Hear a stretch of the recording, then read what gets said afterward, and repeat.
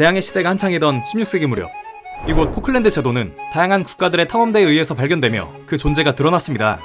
제도의 이름인 포클랜드의 어원도 1690년 무렵 이 제도를 발견한 영국의 탐험대가 자신들의 후원자인 포클랜드 자작의 기여를 기리기 위해서 지은 것에서 유래하죠. 당시 포클랜드는 남미 대륙의 원주민들조차 살지 않던 무인도였다고 합니다. 그리고 이 제도를 발견한 국가들도 섬에 고립된 위치와 낮은 경제적 가치로 인해 정착지로 삼으려는 시도조차 하지 않았고, 이렇게 포클랜드는 다양한 발견에도 불구하고 18세기 중반까지 무인도로 남은 채 식민지화가 되지 않았습니다. 그러던 1764년 마침내 프랑스가 제도의 동쪽 섬인 이곳에 깃발을 꽂아 넣으며 식민지를 선포했는데, 바로 다음 해인 1765년 프랑스가 정착촌을 세웠다는 사실을 몰랐던 영국 또한 섬의 서쪽에 깃발을 꽂으며 식민지를 선포했고, 이렇게 포클랜드에는 열강들 간의 분쟁의 불씨가 서서히 타오르고 있었습니다. 그리고 딱 이 시기 프랑스의 부르봉 왕가와 같은 뿌리를 공유하고 있던 스페인은 프랑스와 가족 협약을 맺으며 공고한 관계를 이어나가고 있었는데, 프랑스가 자신의 영역인 남미 쪽 섬에 식민지를 설립했다는 사실을 알게 되었습니다. 스페인은 즉각 이러한 행위에 대해서 프랑스에 항의했고, 결국 1767년 프랑스는 스페인과의 관계 유지를 위해서 정착촌을 넘겨주게 되었습니다.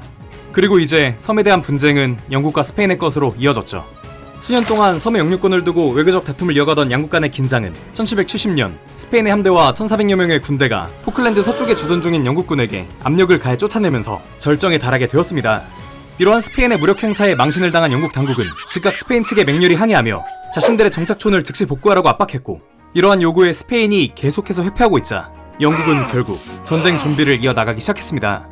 이에 놀란 스페인은 영국의 압력을 피하기 위해서 프랑스의 도움을 요청했지만, 프랑스는 스페인의 요청에 대해서 슬슬 회피하며 눈치를 보고 있었고, 결국 영국과 단독으로 전쟁을 벌일 입장이 아니었던 스페인은 협상 테이블에 앉을 수밖에 없었습니다.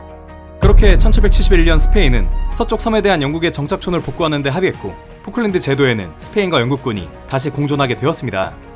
그러나 얼마 전까지 영국은 북미에서 벌어졌던 프랑스와의 전쟁으로 심각한 재정 위기를 겪고 있었고, 설상가상 북미 지역에서 본국과의 차별과 막대한 세금에 불만을 가지고 있던 식민지주들은 독립전쟁을 선포하기 직전의 상황에 이르고 있었습니다. 결국 위기를 겪고 있던 영국은 1774년부터 재정만 갉아먹던 불필요한 식민지들을 정리하는 정책을 펼치기 시작했고, 별다른 자원도 전략적 이익도 부족했던 포클랜드 또한 그 대상이 될 수밖에 없었습니다. 그렇게 1776년 영국은 자신의 영토라는 것을 알리기 위해서 대충 깃발과 기념비만 꽂아놓고는 포클랜드에서 떠나버렸습니다. 이렇게 영국이 떠난 뒤 스페인은 포클랜드를 온전히 독차지할 수 있게 되었으나, 스페인 또한 수십 년 후 나폴레옹 전쟁과 더불어 남미 지역에서 벌어진 독립전쟁을 겪으며 식민지들을 정리할 수밖에 없었고, 결국 영국과 마찬가지로 깃발과 기념비만 꽂아두고 1811년에 포클랜드를 떠나게 되었습니다. 그리고 영국과 스페인이 떠나 황무지가 된 제도는 당연하게도 남미에서 스페인을 몰아내고 새로운 국가를 건설한 이들의 눈에 들어오고 있었습니다. 바로 포클랜드와 가장 가까운 거리에 건국된 아르헨티나였죠. 아르헨티나는 포클랜드 제도를 스페인으로부터 물려받은 영토로 간주하며 영유권을 주장하기 시작했고, 1820년에는 함대까지 파견하며 본격적인 영향력을 행사해 나갔습니다. 이후 아르헨티나는 꾸준히 정착민들을 보내 포클랜드의 시루지배를 이어나가고자 하였는데, 이러한 아르헨티나의 행보는 과거 포클랜드에 깃발을 꽂아두고 떠났던 영국의 심기를 자극할 수밖에 없었습니다. 이 무렵 영국은 말 그대로 해가 지지 않는 제국을 건설하며 섬을 포기했던 60년 전과는 비교할 수 없는 국력을 보유하고 있던 상황이었습니다. 결국 1833년 영국은 섬을 재정복하기 위해서 군함을 이끌고 포클랜드로 향했고, 섬에서 무장 중인 아르헨티나군을 향해 당장 섬에서 떠날 것을 요구했습니다. 당시 세계 최강으로 여겨지던 영국 왕립해군과 도저히 싸울 의지가 없었던 아르헨티나군은 결국 깃발을 내리고 섬을 떠날 수밖에 없었고, 이렇게 영국은 다시 포클랜드 제도를 탈환하여 영유권을 행사해 나가기 시작했습니다. 이후로도 아르헨티나는 영국의 무력 행사에 항의하며 주기적으로 포클랜드를 돌려달라고 요구했지만, 당연하게도 영국은 이를 단칼에 무시해버렸고, 오히려 섬의 새로운 정착민들을 계속해서 이주시키고 양을 풀어놓고 소를 방목하며 실질적인 지배를 이어나갔습니다. 그렇게 한 세기가 지나 포클랜드에는 정착민들로만 3,000명을 상회하고 있었고, 세계대전 당시에는 전략적 해군기지로 활용되며 독일 제국의 함대를 격파하는 데 핵심적인 역할을 수행하기도 했습니다. 그러나 2차 대전이 마무리된 이후 세계는 미국과 소련의 양강체제로 재편되며 구열강 세력인 영국, 프랑스가 구축한 식민지국의 질서는 자유주의와 사회주의의 프로파간다 앞에 풍전등화에 놓인 신세가 되어가고 있었습니다. 열강들의 지배하에 놓여 있었던 수많은 식민지들은 탈식민주의를 부르짖으며 독립을 주장하거나 전쟁을 선포하기 시작했고, 이러한 흐름 속에서 아르헨티나 또한 영국이 오랜 기간 지배하고 있던 포클랜드를 탈환하기 위해서 다시 한번 본격적으로 분쟁의 불을 지피기 시작했습니다. 이미 아르헨티나는 1945년에 포클랜드 제도를 자국의 또 다른 섬인 티아라 델 푸에고의 일부로서 헌법에 포함시켰고, 섬들에 대한 분쟁을 유엔 총회의 정식 안건으로 격상시키는 등 국제사회의 지지를 얻기 위한 온갖 노력을 이어나갔습니다. 그러나 이미 이 제도에는 수천 명의 영국인들이 오랜 세월 동안 터전을 일궈 살아가고 있었고, 영국은 바로 이 점을 지적하며 자신들은 섬에 살아가는 주민들의 뜻을 존중할 것이라 주장하며 아르헨티나의 협상 요구를 거절했습니다. 결국 이러한 분쟁은 2차 대전 이후 50년대, 60년대, 그리고 70년대가 될 때까지 도무지 해결될 기미를 보이지 않고 있었죠. 한편 기존부터 아르헨티나는 영국뿐만 아니라 칠레와도 영토 분쟁을 벌이고 있었습니다. 1881년에 칠레와 아르헨티나는 이곳 비글 해협을 기준으로 영토를 나누는 국경조약을 맺은 바 있었는데, 아르헨티나는 20세기에 접어들며 조약에서 허점을 지적하며 양국의 경계가 되는 비글 해협이 사실은 이게 아니라 이것이라고 주장하며 세계의 섬이 아르헨티나의 것이라는 주장을 이어나가기 시작했습니다. 이러한 갈등은 2차 대전 이후로도 무력 충돌까지 불러일으킬 정도로 고조되었고, 결국 양국은 제3자인 영국 정부에게 중재를 요청하며 양국이 지명한 5명의 국제 전문가에 의해서 판단을 맡기는 것으로 합의를 보았습니다. 그 결과 1977년 영국은 이 세 개의 섬이 과거 국경조약에 따라 칠레에 속한다는 것을 재확인시켰고, 칠레는 즉각 이를 받아들였습니다. 그러나 아르헨티나는 문헌의 왜곡, 논리적 모순, 해석의 오류, 영국의 편파성을 주장하며 중재에 불복했고, 세 개의 섬들을 무력으로 점령하기 위한 준비를 이어나갔습니다. 이후 사태 해결을 위해서 교황청이 직접 나서서 양국 간 갈등을 중재해주고자 하였으나, 아르헨티나의 지속적인 문제 제기로 인해 양국은 합의에 이르지 못한 채 갈등을 키워나갈 뿐이었습니다. 한편 아르헨티나에서는 1976년에 마치 연례 행사와 되었던 군사 쿠데타가 또다시 발발하며 군부가 정권을 장악하고 있었습니다.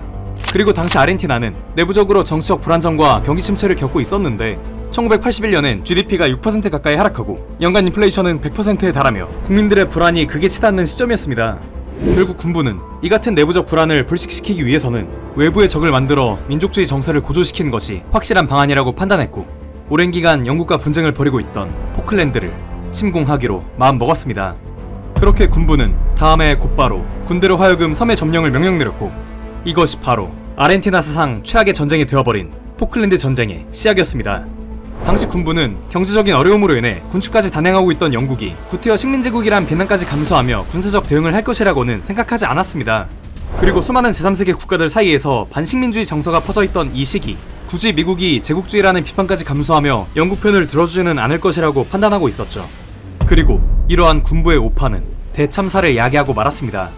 당시 영국은 아르헨티나의 포클랜드 점령을 영국의 주권과 민족적 자부심을 건드리는 행위로 보고 즉각 군사적 대응을 이어나갔고, 양국 사이에서 중재를 맡고자 했던 미국은 외교적 해결에 최종적으로 실패하자 결국 영국 편에 서며 영국에 대한 공개적 지지를 발표하기에 이르렀습니다.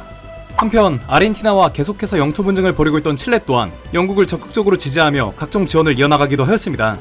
이렇게 1982년 4월 2일부터 6월 14일까지 벌어진 전투에서 결국 아르헨티나는 영국에 패배하며 다시금 포클랜드를 넘겨줄 수밖에 없었고, 가뜩이나 민심을 잃어가던 군부는 이 사건으로 인해 대중에 대한 신뢰를 완전히 잃어버렸습니다. 그해 아르헨티나 전역에서 군부를 규탄하는 대규모 시위가 벌어지며 군부는 결국 국민들의 요구를 수용할 수밖에 없었고, 결국 다음해 아르헨티나에는 다시금 민주주의 정부가 들어서게 되었습니다. 이후 아르헨티나는 군사적 자신감을 완전히 상실해버렸고, 칠레와 벌이고 있던 비글 해협 분쟁도 더 이상 무력으로 어찌해볼 수 없다고 판단하였습니다. 게다가 아르헨티나에서 실시된 국민투표에서도 교황의 제안에 따르자는 여론이 압도적인 상황이었고, 이렇게 아르헨티나는 결국 국경 문제를 교황청의 결정에 맡겼고, 1984년 11월 양국은 조약에 서명하며 비글 해협에 대한 완전한 합의에 도달할 수 있었습니다. 결과적으로 양국은 이 조약으로 해상국경, 항해 권한 등 분쟁의 여지가 있던 모든 부분들을 명확하게 규정할 수 있었고, 섬들은 모두 칠레의 소유라는 것을 상호 재확인하였습니다. 이렇게 무력으로 포클랜드와 비글 해협의 남쪽의 섬을 점령하고자 했던 아르헨티나의 계획은 군사적 외교적 측면에서 완전한 실패를 맞이하며 수포로 돌아갈 수밖에 없었고, 오늘날까지 포클랜드 제도는 영국의 영토로, 비글 해협 남쪽의 픽턴, 레녹스, 누에바 섬도 그대로 칠레의 영토로 남게 되었습니다. 자, 그런데 이 남미 대륙에서 대부분의 국가들이 전부 독립을 한 가운데 아직도 독립하지 못한 지역이 한 군데 남아 있습니다. 바로 남미 대륙의 북쪽에 위치한 프랑스령 기아나인데요. 영국령 기아나, 네덜란드령 기아나는 모두 독립을 맞이한 가운데 왜 프랑스령 기아나는 오늘날까지 프랑스의 해외 영토가 될 수밖에 없었던 것일까요? 다음 영상은 기아나 편으로 찾아뵙도록 하겠습니다. 여기까지 지식한잔이었습니다. 감사합니다.